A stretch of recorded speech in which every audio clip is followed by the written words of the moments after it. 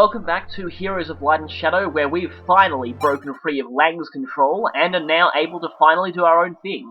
So, on to Chapter 4, Joy and Sorrow, a title that only makes sense right at the very end of the chapter. And we're treated to an incredibly badass-looking picture of Ogma there. Of the early chapter artworks, this may be one of my favourites. It just exudes awesomeness, really. It just so does. So, apparently Wendell now lives on the beach. Unfortunately, it's the domain of the infamous Macedonian Vikings. Interestingly enough, despite this fan translation generally going for more localizations, that title of the... just wait a minute, I might have to stop there, because, Marth is now seeing Mary Sue having her head shaved. Well, not completely. Males actually go completely bald. Females just get a very, very, very short haircut.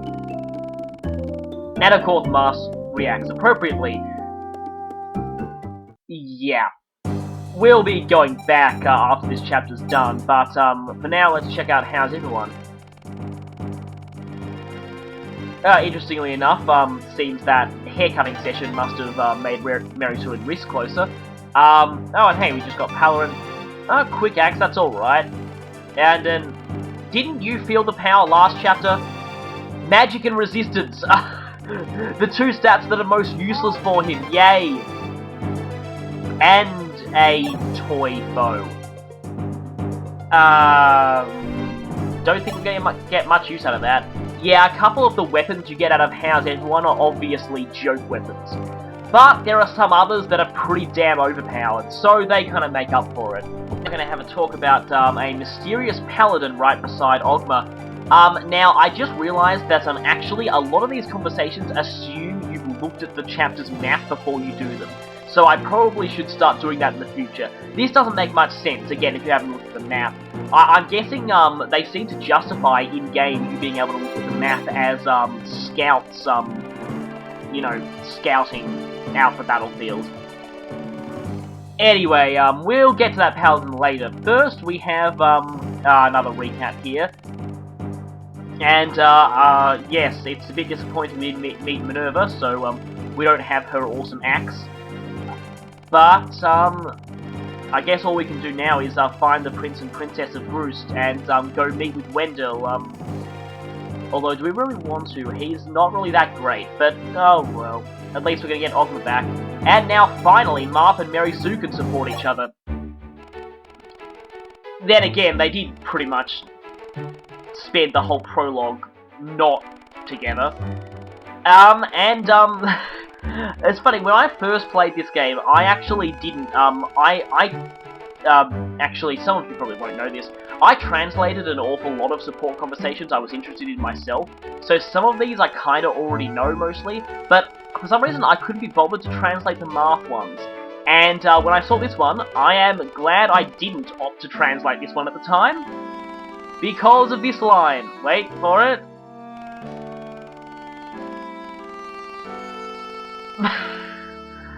I did not expect this for their first support conversation. Oh, this really is starting to sound like a bad fanfiction.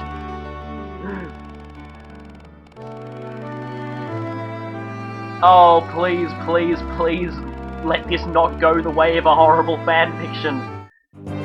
Okay, taking your mind off horrible fanfiction, is Catria. So...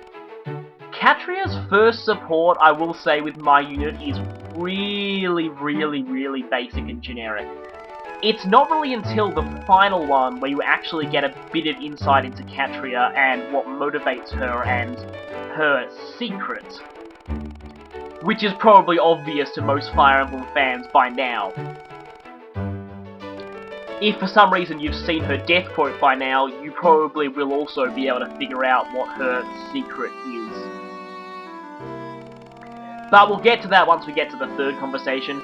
Anyway, basically, this is pretty basic, but damn right she's incredibly powerful. She's one of the most broken things in the game. Like, seriously, I'm not exaggerating there. So broken. I still argue that she may be the most broken Pegasus Knight in the whole series too. Just such amazing growths and so much potential, and joining in Chapter 2. But, with that friendship boost that we got through How's Everyone, we can get a support conversation between Mary Sue and Rhys, which is, interesting and probably a good thing too, since I'm about to bench him, like, right now. So at least, he gets a chance to do this before he gets kicked out of the party in favour of Militia. Then again, I'd probably much rather be conversing with this guy than having to see supports with her, but anyway. This support is actually still kind of interesting, and it does delve into a bit of world building. So, yeah, apparently there's a monastery over in Altea, and Rhys, yeah, built it after the last war, so, again, interesting, and, yeah, these supports, go into a bunch of, you know, character and world building stuff that just Shadow Dragon drastically lacked, and that was probably one of the reasons why there are a lot of people who didn't really like the game. So apparently Mary Sue is similar to the Children of the Orphanage and Naughty Side. Oh, please tell me that doesn't go where I think it's going. If she's similar to the Children of the monastery, I dread to think what they're like. Anyway, I think it's probably time Mary Sue got out of this mage garb. And, for the first time since the prologue, I think I'm gonna make her a Myrmidon again. And wow, yep, barely over half level, and she's maxed her skill and almost maxed speed already. And I probably should give Linda back the Thunder Tome, as I realized last chapter when I needed a weak spell to finish something off, and I realized I didn't have one. Right, give that back, and the Bamboo Sword I thought would be surprisingly useful in a class with such a high natural critical rate. Yep, turned out I was so right about that, and I'm glad I gave that to her, because, yeah, Ryan's looking pretty good. It's about at this point that I considered maybe I should switch over this, mysterious item shrouded in mystery that I'm not going to tell you what it is until, 2 chapters. Yeah. But suffice to say, at the moment, all you need to know is it provides temporary stat boosts. In the original mystery, it was quite different, but I'll probably go into that later. There are an awful lot of ways to get temporary stat boosts in this game, speaking of which, you'll see that Ford just got a couple, from How's Everyone. Unfortunately, the random nature of those makes them really unreliable. As you can see there, he got a boost to 2 of the stats he needs the least. But if you're lucky, you'll get, like, I'm guessing strength and speed would be a good combination. And defense is always nice to have too, but, right, technically speaking, we've got a lot of new people here. I technically have space for both Rhys and Militia, and I mean, having 2 healers could have its uses, but for some reason I just thought, hey, maybe give Julian a chance to be in the party. I thought I could get him some experience here, but, I realized, well, my attempts to do so kind of ended up failing miserably, so I've kind of given up on that by now. But as you can see here, lots of axe users, and that's why I switched Mary Sue back to Myrmidon. Awful lot of axe users here. This is another one of the reasons why the Lady Sword was so amazing in the original Mystery of the Emblem. Because, as you can see, a lot of the enemies on this map are pirates, thieves, barbarians. So basically, in the original, the Lady Sword slaughtered pretty much everything on the map. And again, yeah, that's why it was so powerful. I'm putting Julian down there just because, I actually had to restart this chapter a couple of times, so many times that How's Everyone ticked over again, but I'm not actually going to use it. I don't feel really good about using it twice in one chapter. Anyway, now we see up here is, the, Royal Children and Ogma. And again, I'm mentioning the Macedonian Vikings. So, basically, that was their title in the original Japanese version too, and that kind of surprised me they kept that, despite, this fan translation's, use of, localization, trying to mimic the style of Shadow Dragon. I mean, Shadow Dragon did turn, Sabizians, which sounds really awkward, into Soothsayers, which sounds pretty cool. But I guess, there's not much you could do with a title like this. Anyway, you see here that, Yumina and Yubello seem to follow the, masculine girl, feminine boy, thing, except it turns out that Yumina's, sort of bravery is hinted to actually be kind of a facade, and in reality, she's actually just as scared as he is. But first,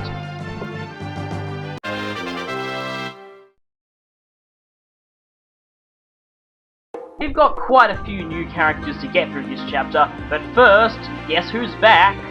Yes, Ogma could be recruited in the prologue, and I did, so you'll already have a pretty good idea of what he can do by now. But just for the benefit of those who went for Draug, I'm going to give his real introduction here. And Ogma, well, I mean, does he really need an introduction? He started a whole archetype of mercenary characters who join early, have solid bases, solid growths, and are all-round solid units throughout the whole game. And of course, Ogma follows this, naturally. If you remember Shadow Dragon, Ogma is pretty much like he was then, but better.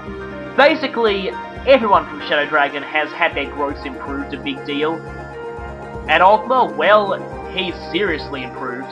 He was already very good back then, but now, just look at him. Great strength, amazing HP, especially coupled with not having paper-thin defense like the Axe Fighters. Decent skill and speed, great luck, and yeah, like I said, alright defense. He can probably get quite a bit of defense if you're lucky. And to top it off, he starts with a pretty decent sword rank too, so he can be hitting hard right off the bat. He'll be doubling most things, hitting hard, and he criticals a decent amount too, as you've seen, because of his high skill. Really? Yeah, that's pretty much all I need to say. Ogma, again, solid bases, solid growths, really solid all-round, just all-round generally good character. Use him if you want a good sword user. As for whether or not he's improved since the original history, well, he's certainly got a couple of indirect improvements. Firstly, heroes now have the ability to use axes. In the original, they were locked into swords, same as their unpromoted counterparts. In fact, there were pretty much no dual weapon-wielding classes in that game. Cavaliers had to dismount in order to use swords, and mount in order to use lances, so yeah. Also, the fact that now, the characters who were originally mercenaries in the original have now been split into mercenaries and myrmidons. For those who don't know, the myrmidon class didn't exist at the time of the original history, so everyone who was typically a myrmidon was actually still a mercenary.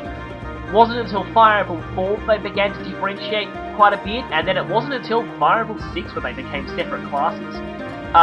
But what I mean to say with this was, yes, this is going somewhere, don't worry, is that the fact that about half of the original mercenaries have now become myrmidons means that Ogma actually has even less competition for his role as best hero in the game than he used to.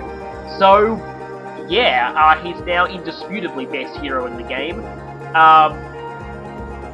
And of course, yeah, with Narval now becoming a myrmidon, he can't compete with him over that role.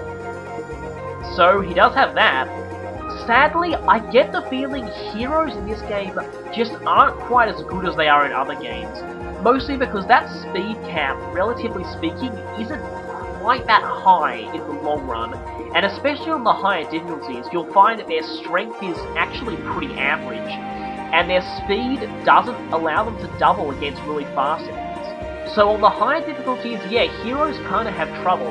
They're not actually the best class in the game here, but Ogma certainly is very, very good, and I can't fault him for using him. With that out of the way, let's get on to the other two characters we have, both of whom are all new. First up we have Yubello, the young prince of Brust and a reluctant mage.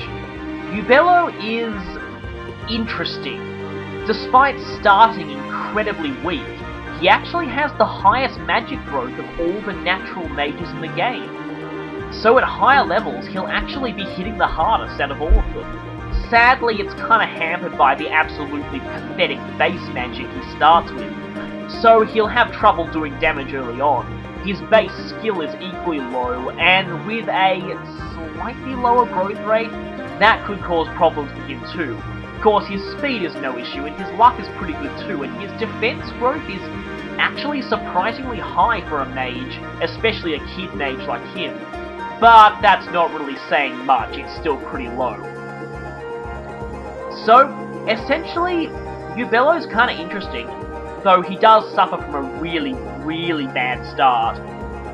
But again, actually, he has the highest magic growth of all the characters who start as mages. So, discounting reclassing, he actually has the highest magic growth probably in the game. Anyway, well, so that's basically all I can say about him. The real problem Yubello suffers from, though, is the fact that by this point we've already got Linda, and she's very good, and will pretty much suffice for our magic damaging needs. Then later on we get Merrick, who starts good and remains good. So, yeah, Yubello is actually not that bad, it's just that he suffers from a lot of competition, and he has a flaw that the others don't, namely a bad start. But, if you want to use underappreciated characters, then I'd say give him a go. He's actually not that bad, and he'll be pretty decent when trained up. The only problem is, again, you have to ask yourself, is that really worth it when you have Linda and Merrick? Right, now it's on to his twin sister, Yumina. Now, Yumina is certainly very strange, and she's more strange in the fact that she's taken a pretty big hit in usefulness since the original mystery, but not in terms of stats. It's due to another gameplay mechanic that's kind of changed, and it actually does make her a lot less useful than she used to be. If you look closely when I showed her previously, you may have noticed the rescue staff in her inventory. This works pretty much the same way it does in all the other Fire Emblem games. The rescue staff brings a faraway ally to a space next to you. Now, normally it's meant for those times when you screw up and accidentally put someone in danger and want to get them out quickly. But in this game, and in the original mystery especially, its main use was, interestingly enough, there were quite a few characters in this game, recruitable characters, who start right in the middle of a dangerous situation, and if you don't use her rescue staff, it's pretty much impossible to recruit them. This trend, continues in the remake, and thus the rescue staff is really useful. You will be using it not only for fixing your screw-ups, but you'll want to save it because you will actually need it in order to get some characters later on. And because of that, Yumina was incredibly useful in the original mystery, because in the original, the rescue staff was exclusive to her. Yes, she was the only one who could use that staff, and because of that, you actually pretty much had to use her for certain chapters.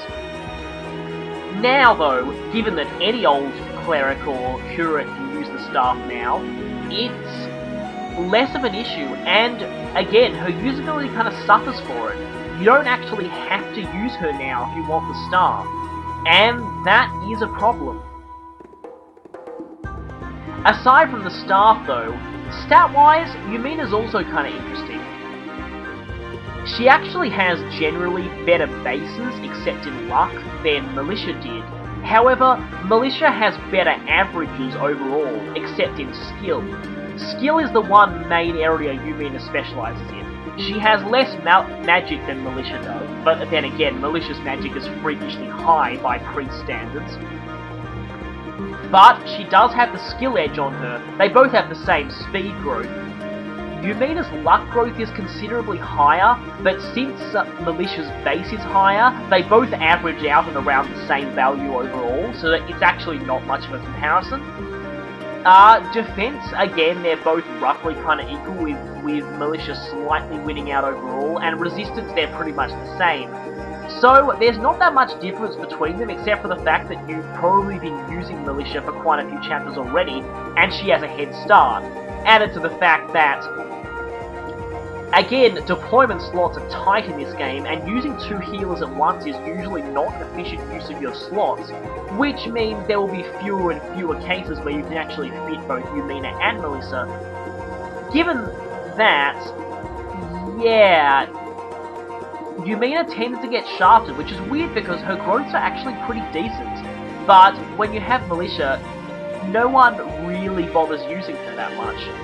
That being said, she's probably the second best cleric next to Militia, and she's certainly better than Riss, so if you're wanting 2 healers, you probably want to include the 2 girls rather than him. But once again, the main problem Yumina suffers from in this game is her unique staff is now not as unique as it used to be. You can just take that staff from her and give it to Militia, and Militia will just do the rescuing job just as well as Yumina would. And that's kind of sad. Phew, with those lengthy introductions out of the way, I'm going to have to do one more very, very soon. Read possibly right now. And, in fact, yes, I am going to do it now. Hello, mysterious masked paladin. Wow, you look familiar. Where have I seen this guy before? Could it be a famous general from Groost who was defeated in the last war? One whom Nina was in love with, but they couldn't be together because of some strange honor thing that made no sense? But no, it couldn't be him. This guy wears a mask. He also has a cravat, but it's mostly the mask. One more thing I need to say about this conversation. Now, earlier you will have heard a very interesting piece of music that I think had a really good arrangement in this game. It's a track that was called simply Conspiracy. In the original Mystery of the Emblem, this track played a lot more often, but sadly most instances of it in the original have been replaced with the Proud Commander in this one. So this is actually the first time you heard it. In the original, it played when Lorenz was ordered to flee Groost with the 2 children back in Chapter 1. I think it's such a shame that this song is underused, because if you heard it then, before it got rudely replaced with the recruitment theme, it's actually a really nice arrangement, especially those strings. I love those strings. Anyway...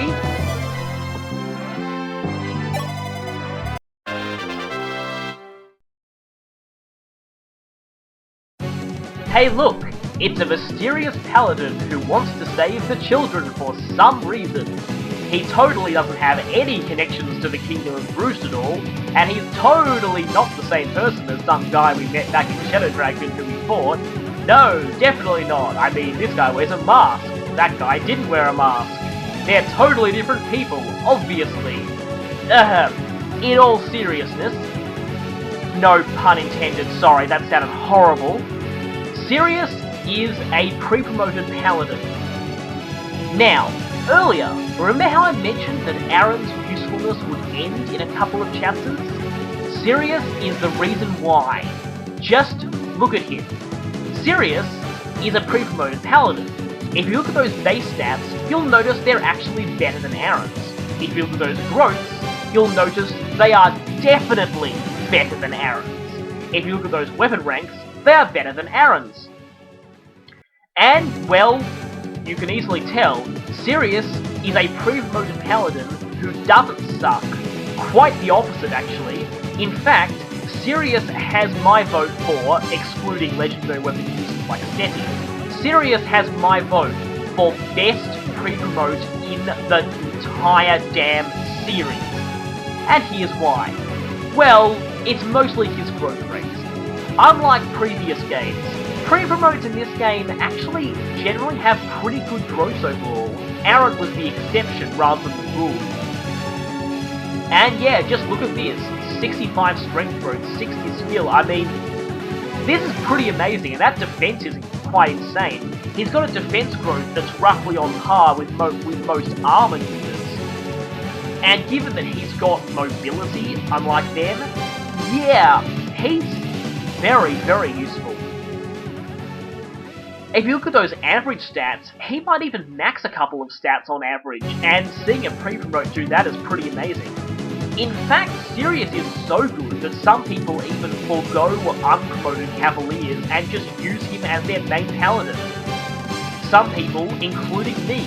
Yes, that's right, I'm going to be trading and using this guy, because really, he is actually amazing.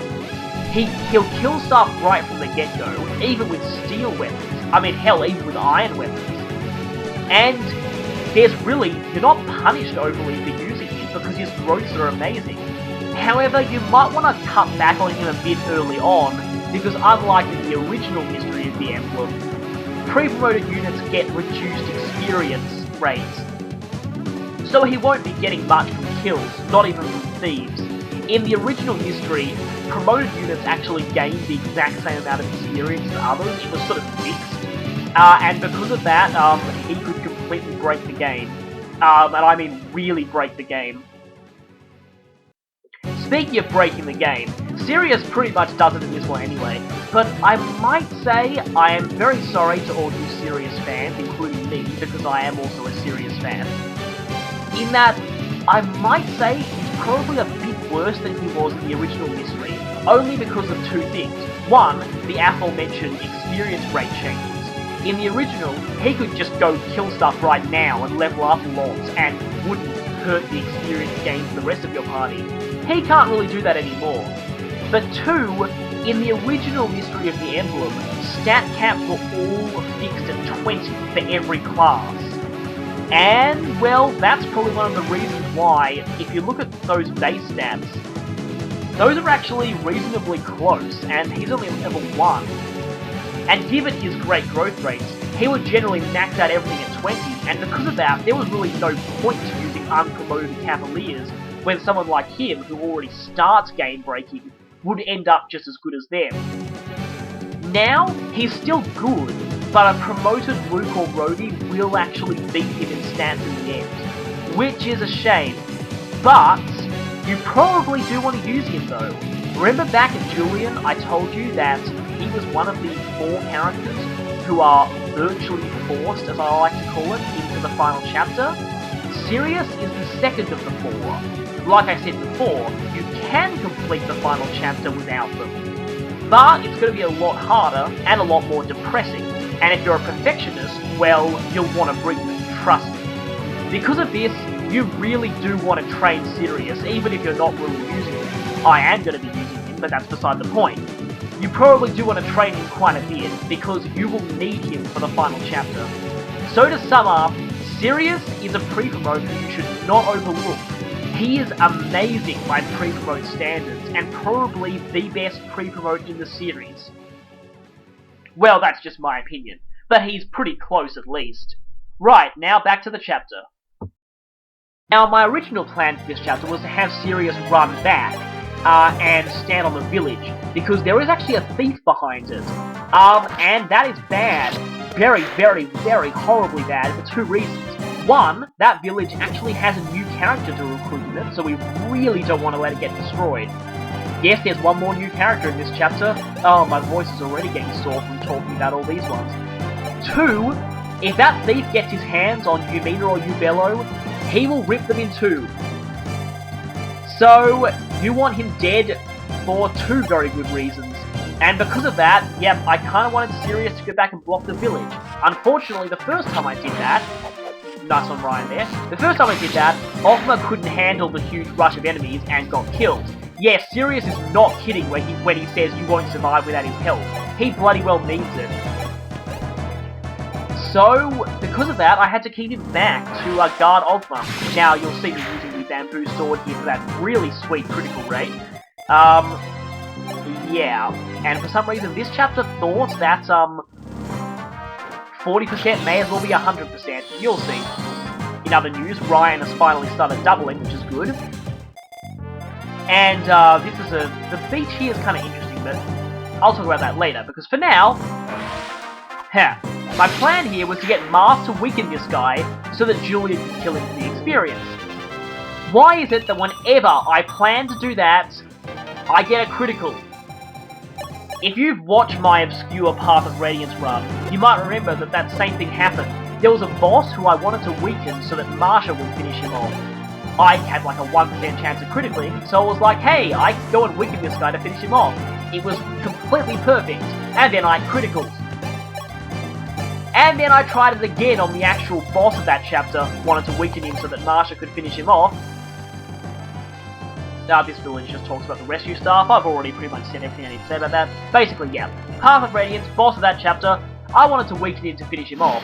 But, then Soren had to go and activate Adept and burn him into cinders. Ogma, you are awesome. Why is it that I have to call you Mr. Critical with 7%? Because you do that all the time. I should probably make a montage of Ogma's criticals eventually, because it's getting ridiculous. Of course, Sirius is fighting these guys now, and as I said, look, even with iron weapons, he slaughters everything.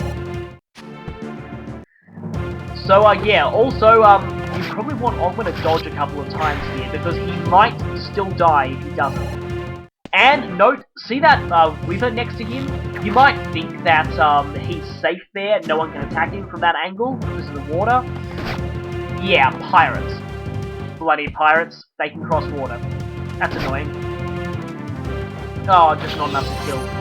And, as I was speaking about that Path of Radiance chapter, incidentally, that was also a beach chapter, and this one is too. Speaking of the beach, as you can see there, now, funny thing about this chapter, the beach here uses desert tiles for its terrain.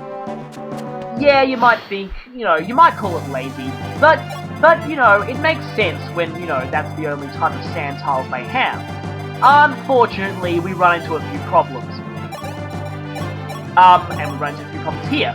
Now, this was stupid of me. I was like, okay, I wanted Sirius to go and save that village from the thief. Unfortunately, I thought, hey, I better heal him first. So I had him swipe Ogma's vulnerary. Turns out that if you trade, you can't move again that turn. So, this was really annoying. I'm going to lose that village, unless I pull off desperate measures. So, I waste the use of the rescue star to Catria, from the other side of the map, I summon thee, go forth and slay.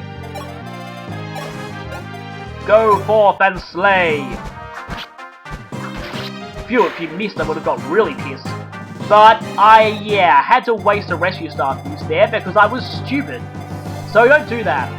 Also, that thief there has a devil sword. Anyway, like I was saying, the use of desert terrain for the beach gets kind of hilarious when you look at the battle scenes there. Battle scenes on desert terrain have this nice built-in, you'll see it in a few moments probably when I kill these two guys. In fact, you'll see it right now.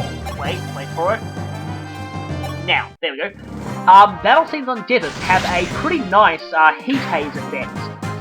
The problem is, while heat haze might make sense in the desert, it looks a bit out of place on an actual beach. Just how hot is this beach? I mean, I've heard of tropical climates, but this is just ridiculous. So yeah, I find that pretty amusing. I like to call this place the Blistering Beach because of it. And yeah, this village here, remember to have Marv go double back and visit this village. TV tropes would call this kind of thing an off-screen start bonus. But, and it's a good thing you visit this village, because if you don't, you'll run into a bit of a big plot hole. Because this is actually the village Wendell resides in. For some reason, Marv missed it on his way into this chapter and had to go back.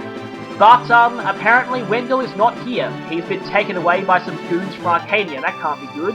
But we get a wind magic tome. Shaver is pretty much Excalibur Light. This game did sorely need another wind tome that wasn't Excalibur though. But anyway, it is really nice. Not only is it one of the only spells with a critical rate, it's basically the closest thing magic has to a killer weapon actually, but it's also effective against flyers. And that is really helpful when we start running into, well, you'll see, my nemesis. Later on. If you've watched the, my little, mini playthrough of the Wind and Thunder episode as a test, you will have seen what I could do with, yeah, the Shaver Tome. Now, this conversation about something good might happen to you if you hold them. Now, you'll notice the Star Shards. Yes, that Taurus Shard is one of them. Now, that quote made more sense in the original mystery, because now it makes little sense to have her say something good might happen. Because the stat bonuses are obviously something it's a concrete effect that will happen, because you know it's there. In the original, they boosted growth rates, so that was kind of understandable to call it, that something good might happen, and hey, we're out of time, so I'll talk about that in the next video. See you then!